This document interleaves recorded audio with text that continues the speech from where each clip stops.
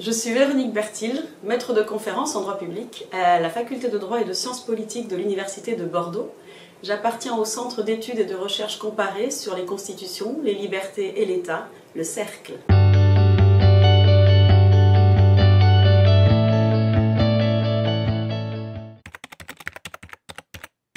Je suis docteur en droit, donc j'ai fait de très longues études de droit. Après une licence générale à la faculté de droit d'Aix-en-Provence, je me suis spécialisée alors à l'époque ça se disait une maîtrise de droit public, puis un débat de droit public, et je me suis lancée dans l'aventure de la thèse. Donc une thèse de doctorat que j'ai commencée à Aix-en-Provence sous la direction du professeur Louis Favoreux sur la question des langues régionales ou minoritaires dans la Constitution, France, Espagne et Italie.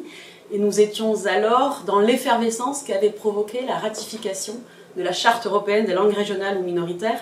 Donc il y avait un contexte d'actualité qui avait un peu guidé le choix de ce sujet passionnant, et dans une perspective comparée avec l'Espagne et l'Italie, puisque la position de la France est assez singulière, alors qu'elle a une réalité sociolinguistique assez comparable avec ces deux autres États.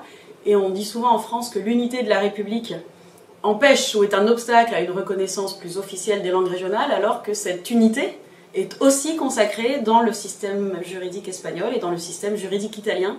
Donc la recherche était intéressante sur cet angle-là. J'ai été recrutée à l'université de Bordeaux, maître de conférence en droit public, et j'ai continué. Alors certains ne le font pas, moi ça a été un choix de cœur de continuer à travailler sur ce sujet des langues régionales. Qui pour moi est assez... contrairement à ce qu'on pourrait penser, ce n'est pas une tête d'épingle, c'est une question qui interroge l'identité de l'État. L'État en tout cas l'État français, ne parle qu'en une seule langue et ne reconnaît pas les autres langues. L'identité des territoires, la relation de l'État à ses collectivités territoriales, et ensuite du point de vue de l'individu, les droits fondamentaux de l'individu. Un individu parce qu'on repose sur la fiction que tous les citoyens français parlent le français, mais il existe des citoyens français qui ne parlent pas le français par leur langue maternelle, qu'ils l'apprennent ensuite plus tard.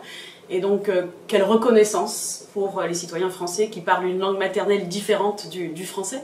Ces questions ont continué à m'habiter et sont sous l'angle des droits fondamentaux. Je me suis également spécialisée dans la question du droit des Outre-mer.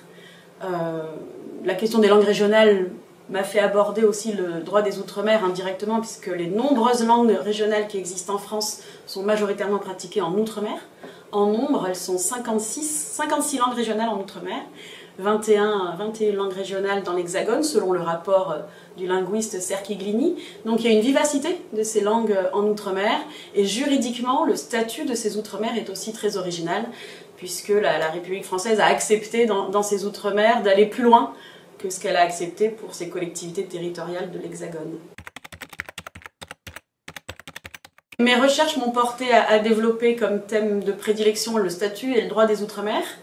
Et le hasard a fait qu'en 2014, en participant à un colloque à l'Assemblée nationale sur ces sujets, c'était un colloque sur la fonction publique dans les Outre-mer, j'ai été approchée par le ministère des Outre-mer pour travailler et pour intégrer le cabinet de la ministre des Outre-mer.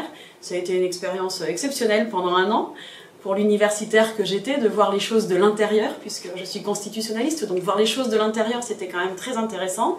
Et au bout de cette année passée au ministère, l'opportunité s'est présentée de devenir ambassadrice sur la zone anti-Guyane, puisque la France a, dans ses 3 bassins océaniens, Pacifique, océan Indien et océan Atlantique, institué des ambassadeurs de zone, qui relèvent donc du ministère des Affaires étrangères et qui aident nos outre-mer de ces zones-là à développer leurs relations avec leurs voisins, puisque la relation de la Martinique avec ses voisins immédiats, ce sont des États, donc avec Haïti, on parle beaucoup d'Haïti en ce moment dans l'actualité, la République dominicaine, la Jamaïque, Cuba, vraiment dans un bassin caribéen qui est très riche, où il y a beaucoup de pays.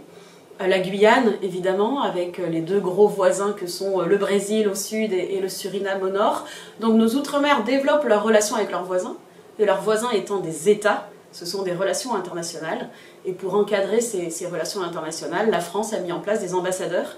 Et j'ai eu la chance d'occuper cette fonction de 2015 à 2017, ce qui m'a permis de voir les outre-mer que je traitais de façon scientifique à travers le droit, et en même temps d'approcher toute cette diplomatie qui est intéressante et assez passionnante. Et l'expérience a été très enrichissante.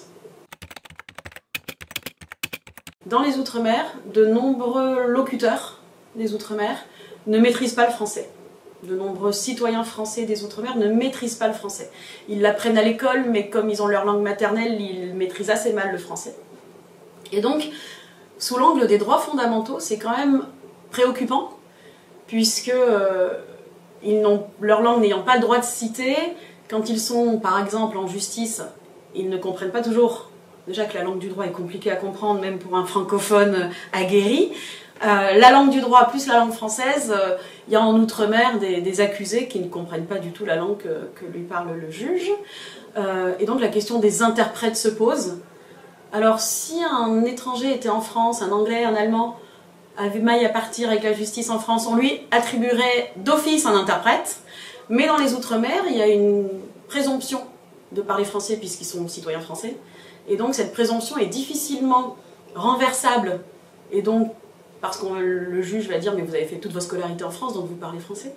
Donc la présomption sera assez difficilement renversable et donc la présence d'interprètes est rare, et ce qui pose de vrais problèmes. Et donc, sous l'angle des droits fondamentaux, je me pose la question de quelle liberté d'expression quand on ne peut pas s'exprimer dans la langue dans laquelle on s'exprime le plus facilement. Quel droit à la santé quand vous ne comprenez pas la langue dans laquelle vous parle votre médecin ou l'hôpital. Quel droit à la justice quand vous ne comprenez pas la langue du procès, c'est ce dont je viens de parler. Et pour les enfants, quel droit à l'éducation quand vous ne comprenez pas la langue dans laquelle vous parle votre maître.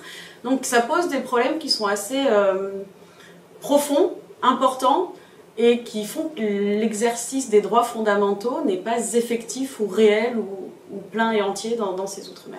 Donc il y a une fracture sociale qui se joue sur la pauvreté ou la misère, à laquelle se double, puisque le français ou la maîtrise du français devient un élément d'ascenseur social, si je reprends cette formule-là, ou un élément de réussite sociale, puisque quand vous maîtrisez le français, vous pouvez intégrer le marché du travail, alors que tant que vous ne le maîtrisez pas. Donc il n'y a pas une fracture sociale sur la langue en tant que telle, mais il y a une fracture sociale indirecte impliquée par la non-maîtrise du français parce que vous êtes locuteur d'une langue régionale ou d'une langue maternelle différente.